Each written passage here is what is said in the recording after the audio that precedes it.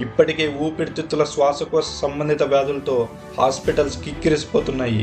శ్వాసకోశ వ్యాధుల నుండి గుండె సమస్యల వరకు అనేక రకాల ఆరోగ్య సమస్యలకు దారితీస్తుంది. ముఖ్యంగా చిన్నపిల్లలు, వృద్ధులు, ముందు నుండే అనారోగ్య సమస్యలు ఉన్నవారు, వారి బాధలు వర్ణనాతీతం. ఢిల్లీ ప్రజలు ప్రస్తుతం గాలిని పీల్చుకున్నట్టు లేదు, దుమ్ము మరియు పొగను పీల్చుకున్నట్టు ఉంది. ప్రతిరోజు ఆస్తమా వ్యాధిగ్రస్తులు పెరుగుతుండడం భయాందోళన సృష్టిస్తుంది. ఇంటి నుండి బయటకు రావాలంటేనే ప్రాణాలు అరచేతిలో పెట్టుకోవాల్సి ఉంది.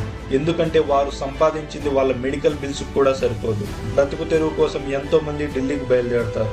కానీ వారికి ఇలాంటి పరిస్థితులు ఏర్పడడం వల్ల వాళ్ళ జీవనమే కష్టమైపోతుంది. చిన్నపిల్లలకు ఆన్లైన్ క్లాసులు పెట్టడం, వృద్ధులను ఇంటికే పరిమితం చేయడం ద్వారా వాళ్ళకు ఫిజికల్ గానే కాకుండా మెంటల్ గా కూడా చాలా డిస్టర్బ్ అవుతున్నారు. ఒకప్పుడు ఢిల్లీ అంటే సందడిగా ఉండే నగరం ఇప్పుడు దయ్యాల పట్టణంగా మారింది. ఎవరి ముఖంలో చూసిన భయం, ఆందోళన. ఎవరూ సంతోషంగా లేరు. వారి ఆరోగ్యాలను కాపాడుకోవడానికి ఒక యుద్ధమే చేస్తున్నారు.